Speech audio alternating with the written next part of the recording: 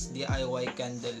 We did it to save money because nowadays we become more difficult, especially when have a typhoon or disaster.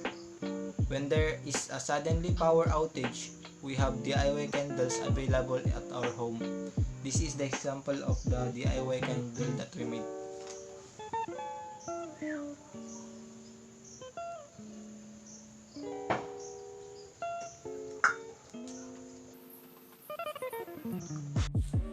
No need to buy a candle because we already have a DIY candle. So the material to be used is found in your home. The material we use are salt, oil, cotton, jars, or any container that you have, and stick. So this DIY candle is a big help for us because disaster is widespread.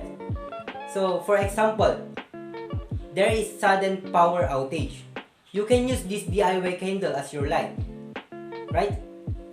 So our invention is a DIY candle. Thank you.